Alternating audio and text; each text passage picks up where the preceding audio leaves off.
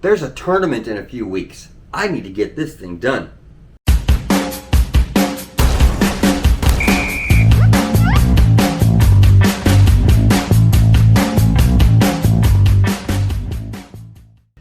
Hey guys, welcome to Big Life. I'm Little Jay. Oh man, am I excited! Yeah, we're building another computer. Again? Wait, don't click away just yet. This is going to be one of the coolest computers I've ever built. I'm so excited about this one.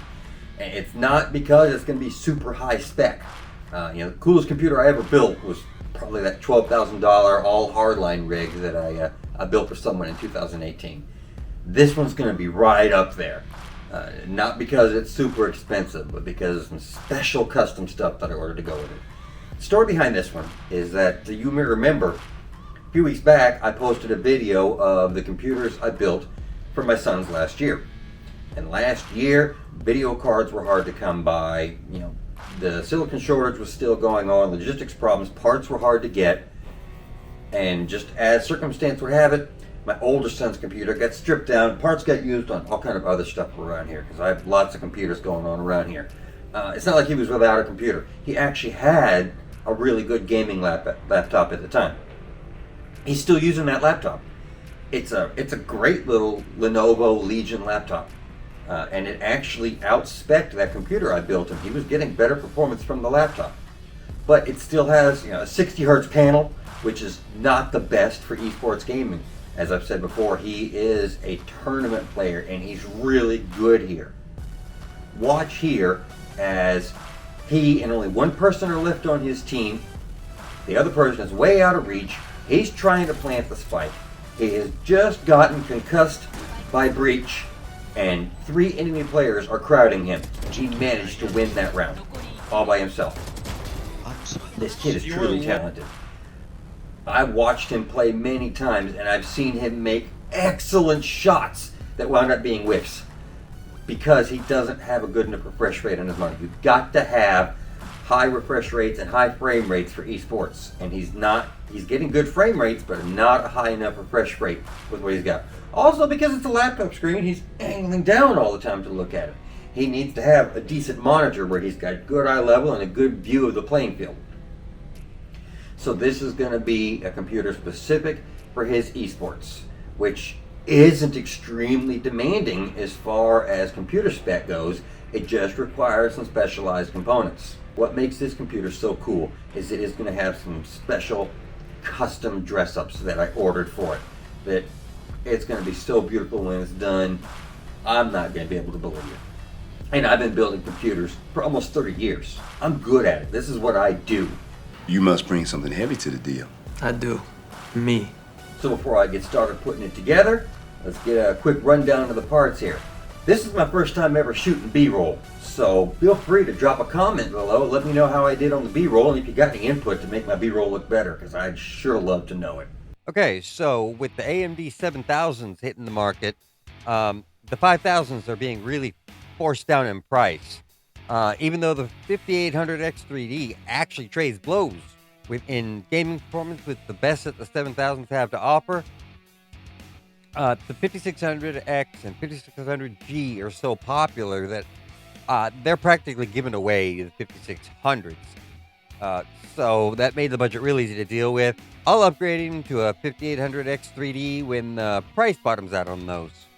It's a little overkill to water cool a 5600, but considering that I am planning an upgrade to a 5800X 3D, I wanted to have some thermal overhead. I'm not above admitting that I'm a Corsair fanboy. So the Capellix 240 AIO was a natural choice for me. I got it for a great price going with Amazon Renewed. Motherboards have been going up in price for a while. It's so hard to justify an elaborate one because they're so expensive.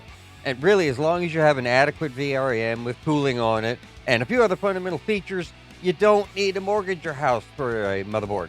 The computer needs to be small for his student desk, so I went with a micro ATX and used a Gigabyte B550M DS3H motherboard. Gigabyte's had a bad rap lately. This is called a catastrophic failure. But not on motherboards. so I angled towards loyalty to my wallet. It's a budget board and it checks all the boxes. When it comes to RAM, he needed a little extra for when he streams. 8 or 16 gigs is good for esports, but when he piles OBS and Discord and maybe even voice mod on top of Valorant, I wanted to have breathing room because the 16 gigabytes in his Legion laptop was getting pushed to the limit. I had a 32 gig kit of Corsair Vengeance Pro RGB in stock, so that was a no-brainer to use that for him. It's white, but I can work with that. He already had an ADATA PCIe 4.0 SSD in the Legion laptop, even though the laptop only supports PCIe 3.0.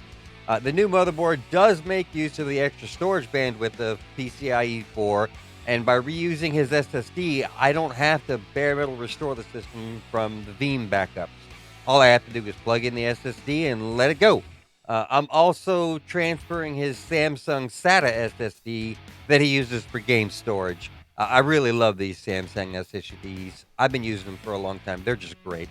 Now that crypto has crashed earlier this year and inventory shortages are over, video cards are going at prices that we haven't seen in more than 2 years.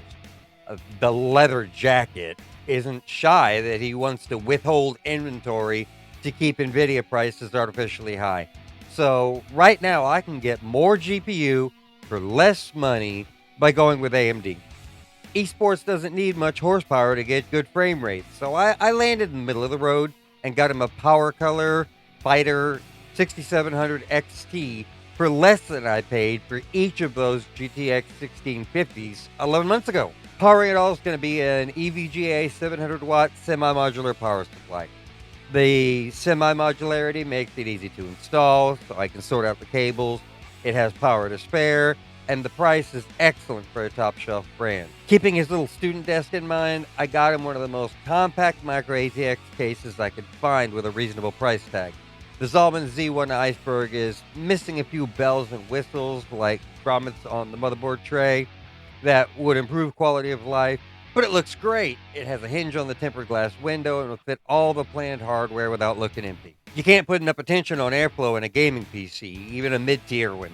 The Corsair all-in-one has the ability to control 4 more fans on top of the ones it includes. The Zalman case has room for 3 more 120mm fans. So I grabbed a kit of Corsair SP120 RGB fans. It'd be great to use the maglev fans like the ones that were included with the cooler, but that more than doubled the price of the fans, and I couldn't talk myself into that. I specifically insisted on Corsair fans because the Corsair iCUE software is a powerful and easy way to tinker with the color settings and fan profiles all in one place. I don't really like them forcing me into their expensive ecosystem with proprietary RGB connectors, but you really get what you pay for with Corsair. Most of these parts are dark color, but the RAM I already had was white. I didn't want it to look out of place, and sleeve power cable extensions are a cheap and easy way to dress up a computer. So the power supply gets a white set from Cable Matters. Just no better way to improve the looks of a computer for only $20-30. The Gigabyte Ultra Durable motherboards have standardized RGB headers, but no lighting on board besides their ugly amber strip that I always turn off. AsiaHorse is a relatively unknown brand that makes some surprisingly nice accessories, and I found an RGB strip made by them that's cheap and easy to add to a motherboard. That's really going to dress up this motherboard. As I already said, a high refresh rate display is essential for esports. I couldn't talk myself into the price of a 240Hz monitor, but 144Hz is still very good. The LG Ultragear Q3 is a 27-inch, 144Hz, 1440 IPS monitor that looks and works great and is priced really well in its market segment, giving him a large display, keeping that all-important high refresh rate almost 2.5 times higher than a conventional monitor. He needs a second monitor to keep an eye on OBS and Discord and so forth. I already had a good little 19-inch HP monitor. There's nothing about this monitor to write home about, but it's small enough not to take up excessive space, and he can easily make on-the-fly adjustments to OBS as needed. He needs a webcam for tournaments, and I already had a brand new Ausdom 2K, what the heck is 2K, camera in stock. Nobody calls it that. Don't call it that. It's not the word we use. It's called 1440 Ausdom. He already has an awesome Keychron Q3 Keyboard, Logitech G502 mouse, Corsair Void Elite headset, and a desktop microphone to round out his peripherals. Let's get this rig put together. I'm going to talk my way through some of the assembly instead of time-lapsing the whole thing this time. I hope you like it. All right, let's get started. First thing we're going to do is prep the motherboard. I've already post-tested it using the Corsair cooler, so we're going to have to repaste this CPU. I've got some thermal grizzly we'll use for that. This is the last generation of AMD CPUs with a pin grid array.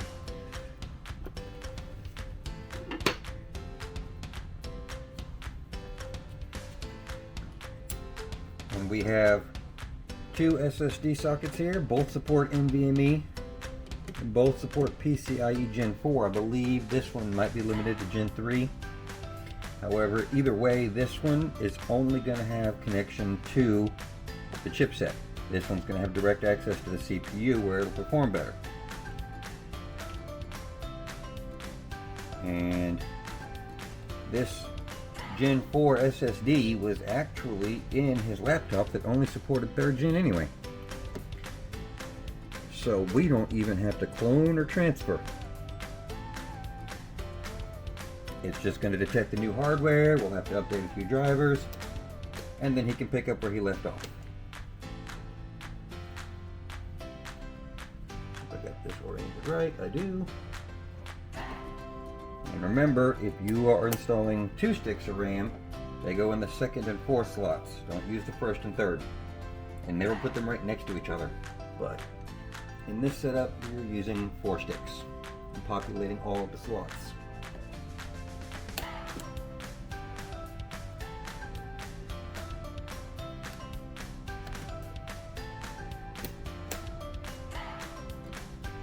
Okay, motherboard's ready to go. Let's get the case and start assembling things in the case.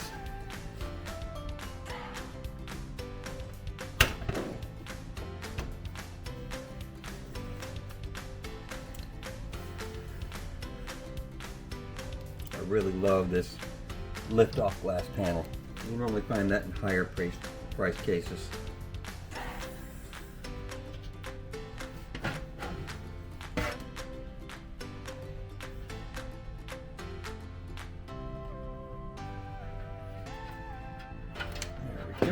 Now you've got a good view.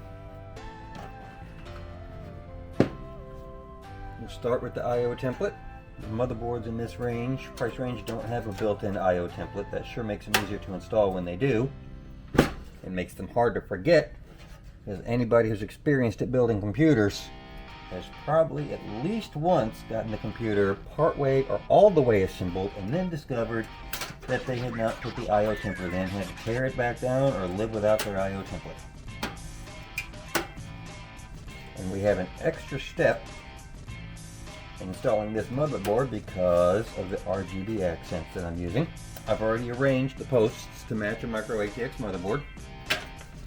And as you can see by the indentations, I've already checked for fitment to make sure it's going to match up well enough with the case and the motherboard.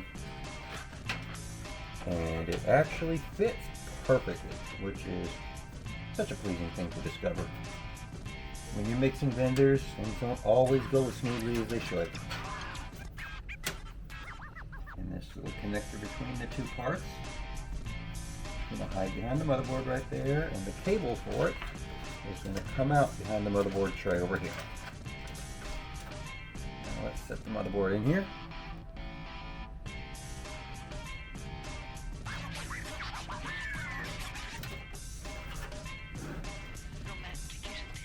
Make sure all the ports are lined up properly in the back, and that there isn't a piece of metal going into one of the ports to really ruin our day.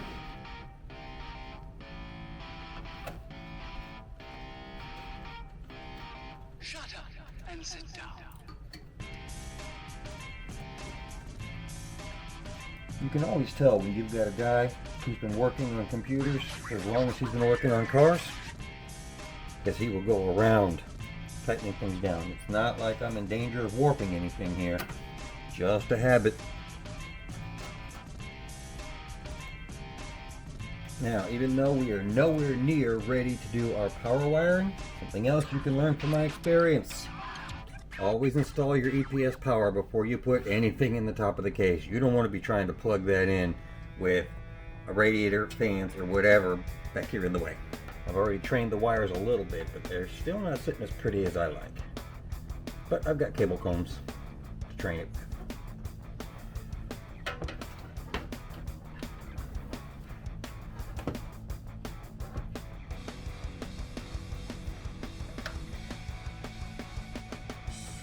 Okay, now let's set this aside and get our radiator assembled.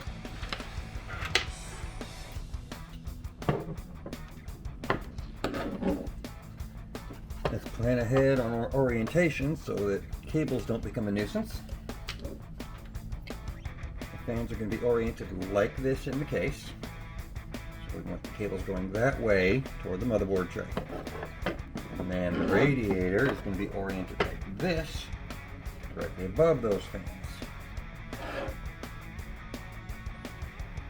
And remember, when you're dealing with these kind of fans, the side that has the frame on it is the output side.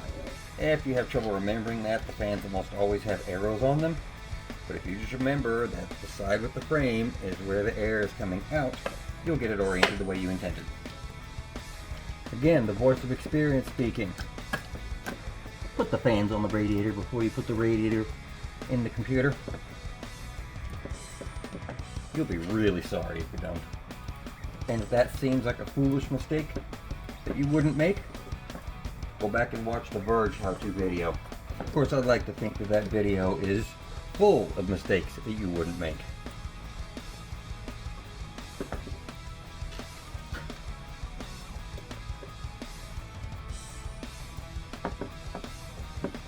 Make sure the fans turn freely, that they're not being interfered with by anything.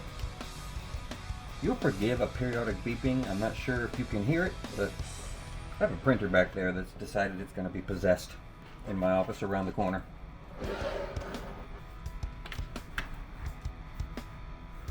Angle this guy up a little bit.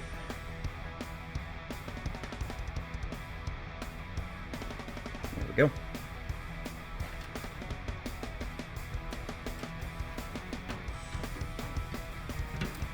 Now I'm going to go ahead and tuck all of these cables through the grommets in the motherboard tray now. It is so much easier to do now than later. We'll go ahead and plug in this PWM sense to the CPU fan header. Let me get that out of the way so you can kind of see. I'm kind of crowding it here.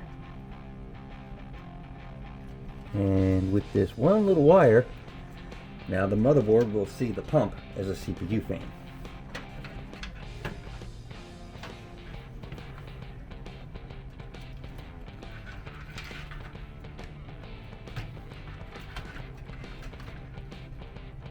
We gotta get our magnetic filter out of the way.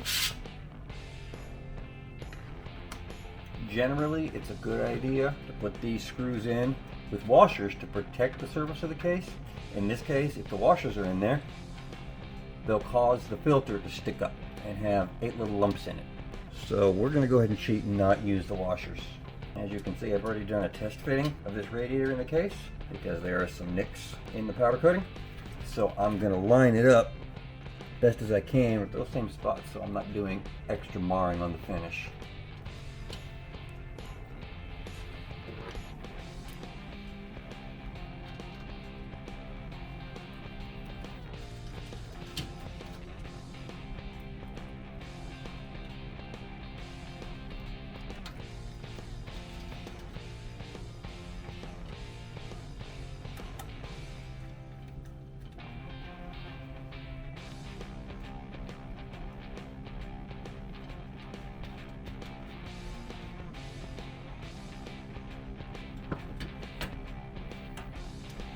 And while we have good access, let's go ahead and put the back plate. The CPU cooler has its own retention mechanism that is very different from the one that comes on the motherboard. This back plate needs to be installed on the back side of the motherboard. It's easy to get to right now, even though we're working vertically. we did have something of a sad trombone moment. These posts go on the top side. Make sure I've got a good view here. These posts go on the top side of the CPU bracket for the cooler to mount to. You see we have two different size and thread on either side of the post. And when you buy Amazon Renewed, you never know what you're going to get. You might get a broken post. That kind of stinks. And I barked at Amazon. Amazon wanted me to send the whole cooler back. Then I called Corsair. They're sending me new posts. They're sending me actually a whole new AMD mounting bracket kit. But I don't want to wait for that. I want to get this job done. Even though this is broken off, I don't know if I can get you a close enough view on the camera. I've got a few threads there. So I can put this guy in and get it tightened to where it's going to hold that cooler well. I really don't like using it like that, but it's going to work. And there's not going to be a compromise. It's going to work fine. As you can see, I can tighten this. I can actually get a couple of threads to grab there, and it's holding good. I'm going to put a tool on there and torque it a little bit. I'm not going to break it off like the bonehead who had this before me and then panicked and sent it back to Amazon. I forgot to check and see which socket I need to torque that with. And if it'll reach. Uh-oh, the threads are too long. I have a remedy to that. Some guys love Leathermans. I understand that. They're good tools. I have a thing for my Gerber tool.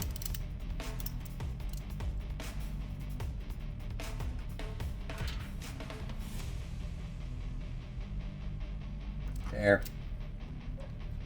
Now that's way past finger tight. Yeah, I can't get that off now. So it's unlikely to come off, even when future Jason has to work on this. So with the back plate in place, let's lay it down and continue mounting the radiator, and then we'll attach the CPU cooler.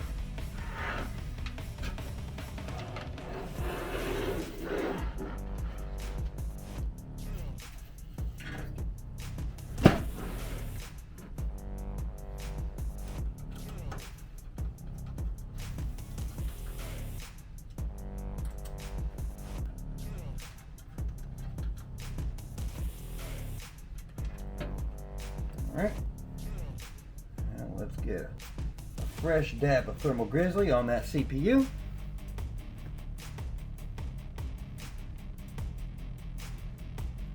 This is a tiny tube, it's hard to get a grip on.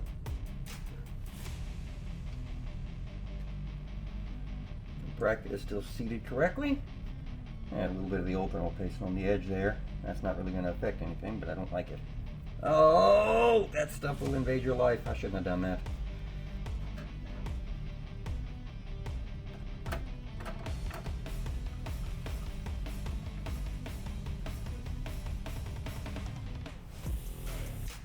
Do not tighten these one at a time. Work your way around. Get them slightly snug and then go around pulling them down, finger tight, and then go back around with the screwdriver. This is where that knucklebuster shade tree mechanics habit of going in diagonals comes in handy. Is you do want this being tightened down uniformly onto the CPU.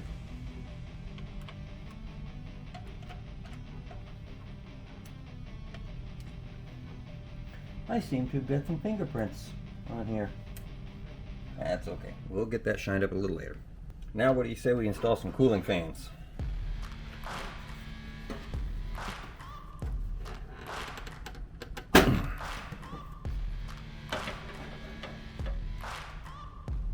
How we want to orient you.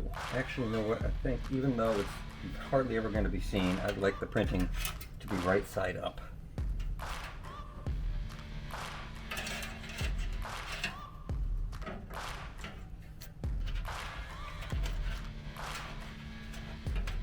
This case does not permit me to use the power supply as an exhaust. So I want to get some air going towards the GPU, try and get some extra cooling on the GPU.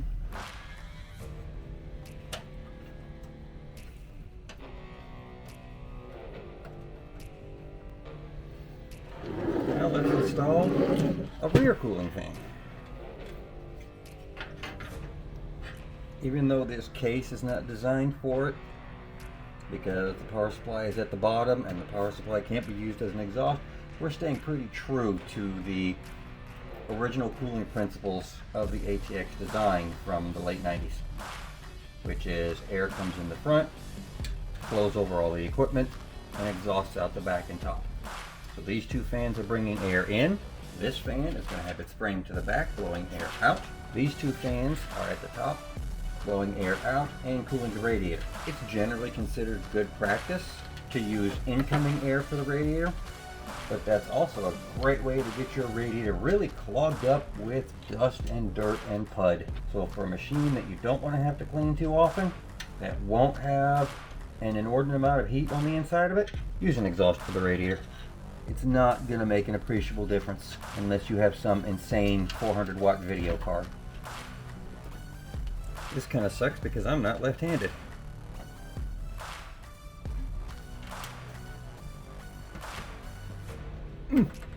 Oh, I am definitely not left-handed.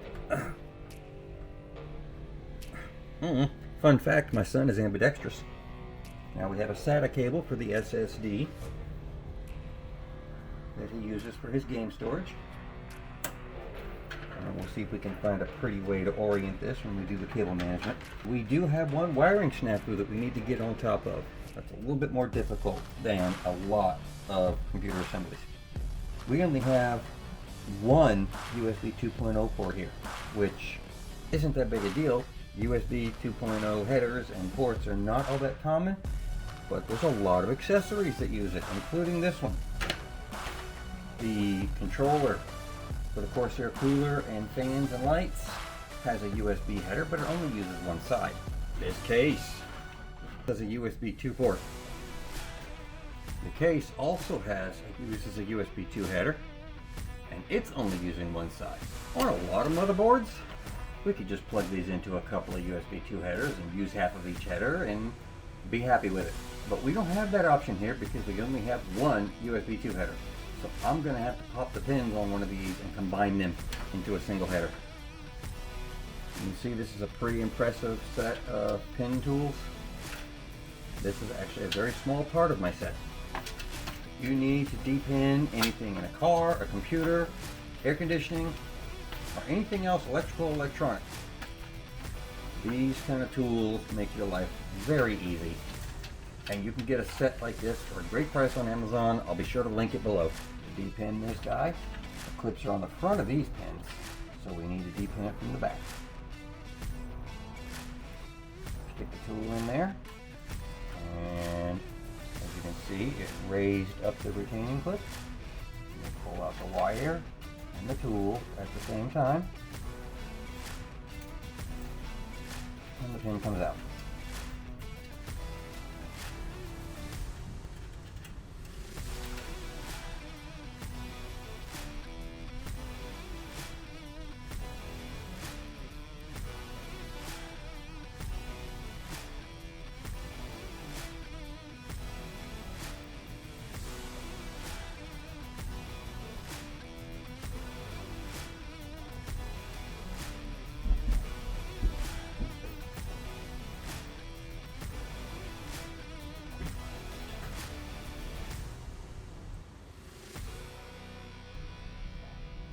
There it is, repinned.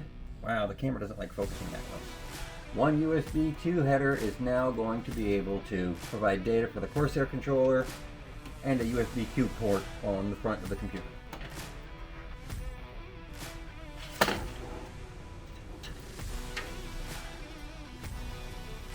We're missing somebody here. There you are.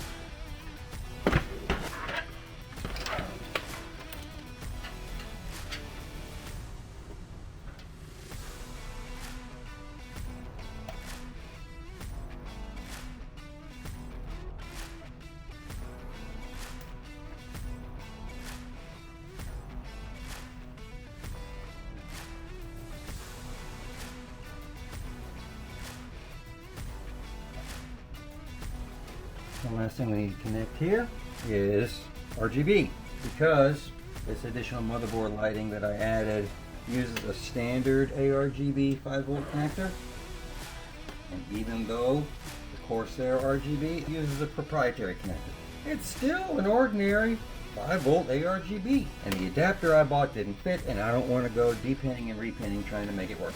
So we're going to use the motherboard ARGB, and we just won't have the luxury of everything being in the Corsair software.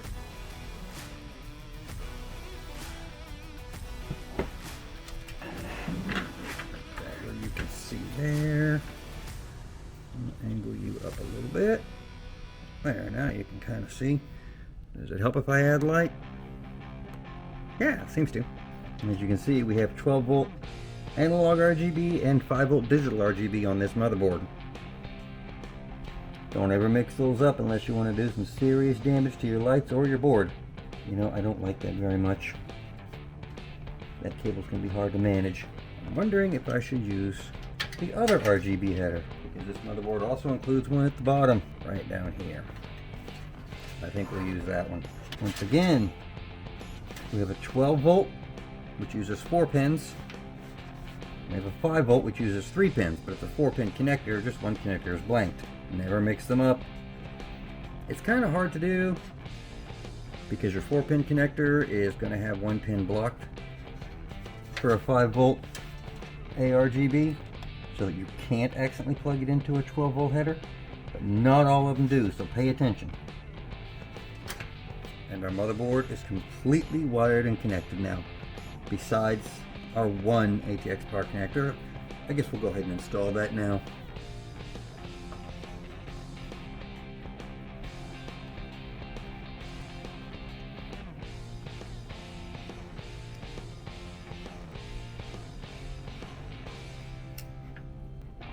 We'll work a little more on training that cable some more later.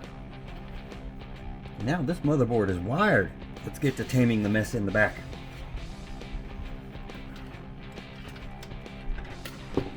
Oh, goodness gracious. That's the thing about RGB. Wires, wires, wires everywhere. Oh, look at them all.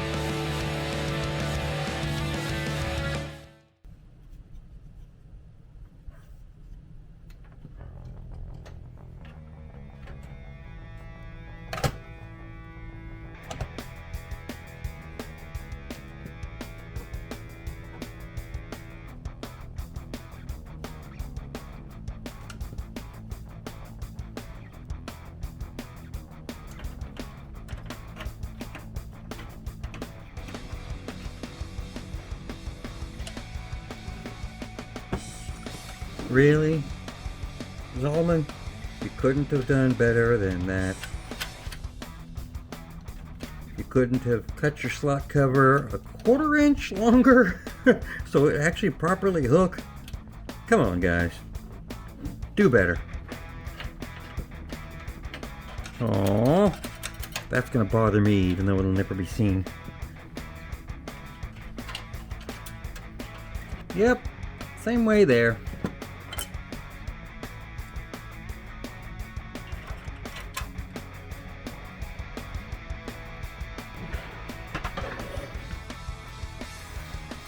I would say that's a darn fine video card installation.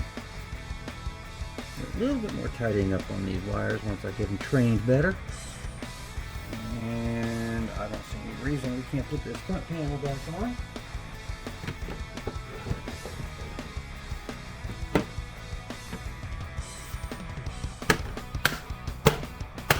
Ladies and gents, we are getting close. Unfortunately, the worst of the cable management is yet to come.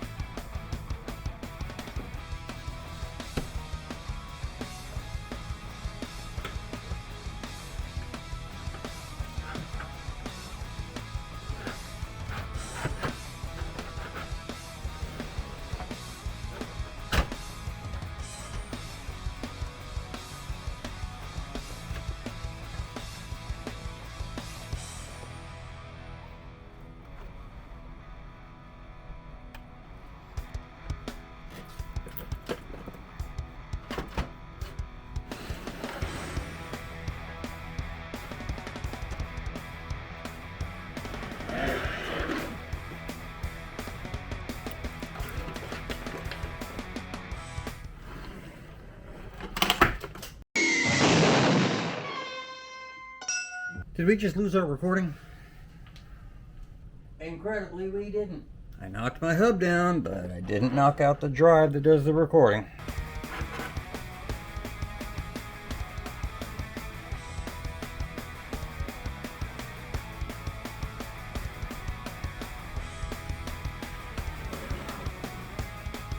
Alright. Now let's get to the real nasty cable management, where things start getting unrealistically crowded.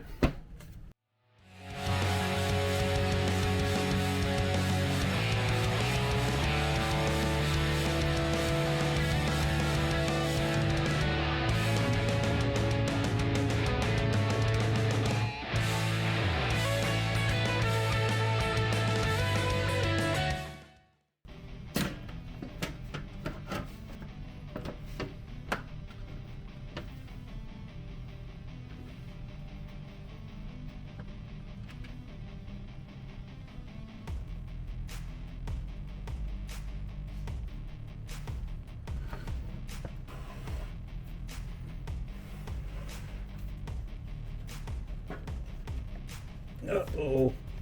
How did I manage to do that? Well, we're getting quite a bit of glare here. Let me try turning that off. I think we're looking mighty fine there. Let's go ahead and fire it up and see how it runs and how everything looks.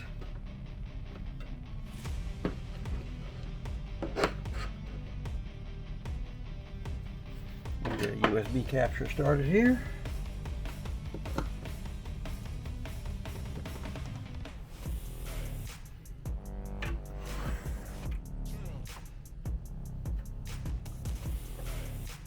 Power.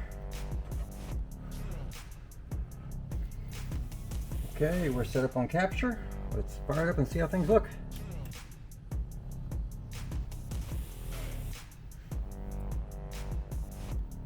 Well, we're powering up. There's a post screen. The fans on the CPU cooler. Okay, there they go. Well, let's get a mouse and keyboard on here.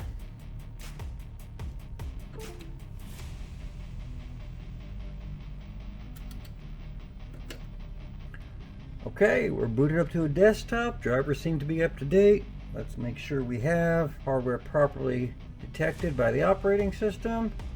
We've got a pen drive there with iCUE on it, so we can get the latest version of iCUE, which turns out was just updated today. Ryzen 5600, 32 gigs of RAM. I've already tapped a product key for this motherboard, so Windows is activated. I had to connect it to the internet for a minute for that. Whoa, whoa, whoa, whoa, whoa! Okay, I'm acting like I'm wrapping up here. But I seem to recall promising you that this is going to be one of the coolest computers I've ever built. And it's a pretty cool computer. It looks nice, but this is a middle-of-the-road CPU, middle-of-the-road video card, pretty mediocre motherboard. It's got a lot of bling. It's got an all-in-one water cooler, but those are pretty common nowadays. So, what makes this so cool? Because I've had the privilege of building some really cool computers over the years. I guess I should get to that part. I'm so excited about this. Get down here into the stash.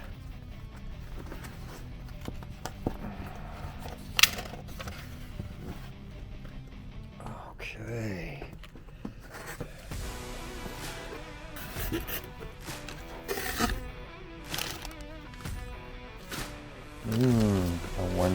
this is.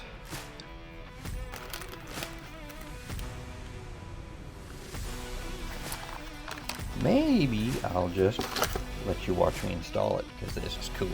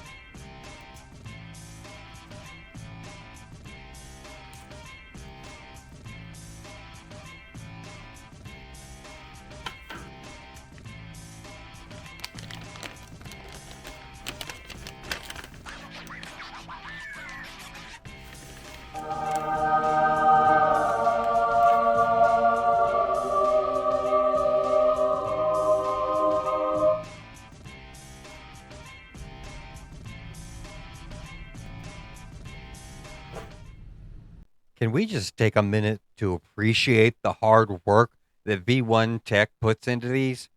Each one is a custom one-off, printed to the customer specifications, and they look great, especially once they're lit up. The price is also incredibly reasonable. Link in the description if you want one of your own.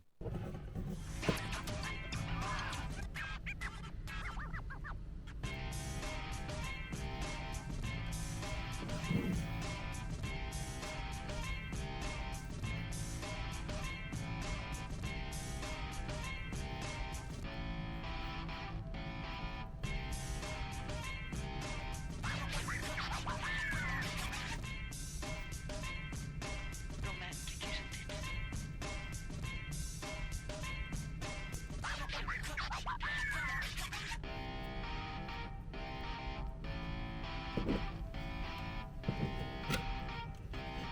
Shut up and sit down.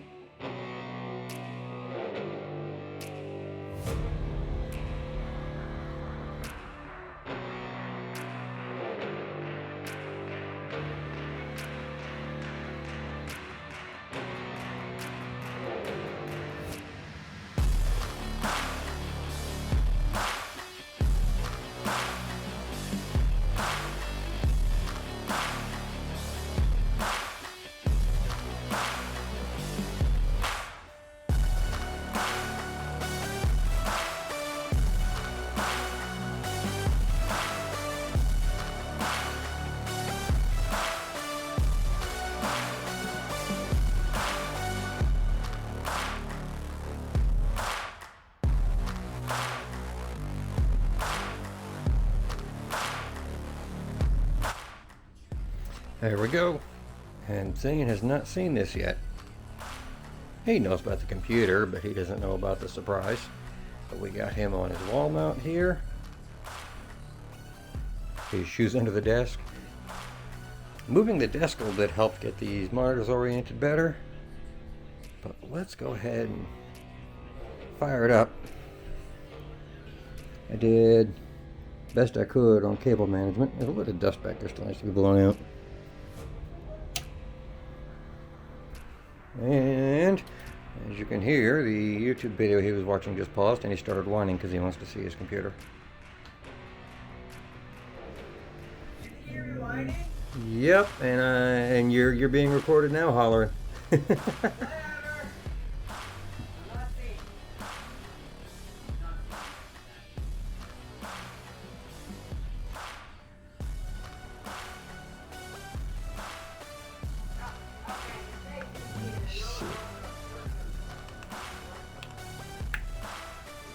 Let's sign him in, although none of the RGB has been configured.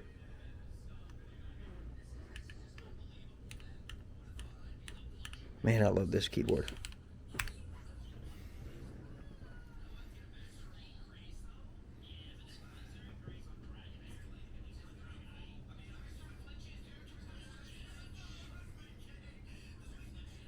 Okay, well, looks like it all went to kind of sort of rainbow puke.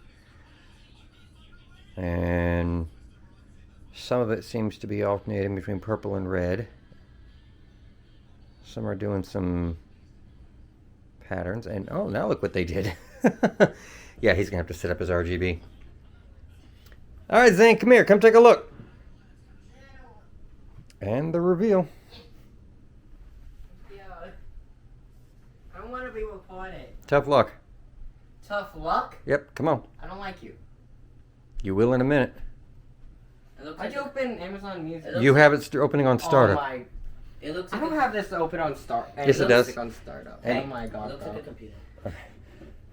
That's so cool. Hey, look. That is so cool. That's so cool. Had that custom made for you. That's so cool. And you can control the lighting behind it. The Valorant logo, you can just adjust your pump lighting. And the picture of all the agents has one set of lights behind it. You can adjust the lighting on. Why am I having trouble with this? That's so cool. And it does your voice. Isn't that cool? Yes. Yeah, that was your holdup. Would have been done a week ago. There was some production issues getting that ready. Caused the shipping to be delayed on it. Look like I don't know where my mouse is. Oh, I love that. And you are set up for your stream tonight. Yay. Open. Open. I want touch. It's just plastic. I know. I'm going to clean that glass. I'm not gonna touch the cheese. No, I've been touching it. Got fingerprints all over it. So does your monitor. I'm gonna try something real quick. I don't like Do you have anything to say? I love it. It's a computer. Oh, it updated. OBS needs an update. Okay, well, it's almost time for you to stream. It's almost time for me to go see Megan cheer. Yeah. Anything else to say besides I love it? No, I really do not have any words. Caleb, what do you say when I give you something awesome? Thank you. Oh There my we gosh, go. Give the old man a I hug. did say thank you. What do you mean? You lied. Well, I'm very proud of how hard you trying to work at figure this out and how how this good you works. are at it. So, be sure to get some VOD footage from tonight's stream. I'm going to drop it at the end of the video. Grounded. Plant this spike. Bye. Echo. Disconnect Bluetooth. Lights down. Placing sentry. Alarm bot out. Area's clear.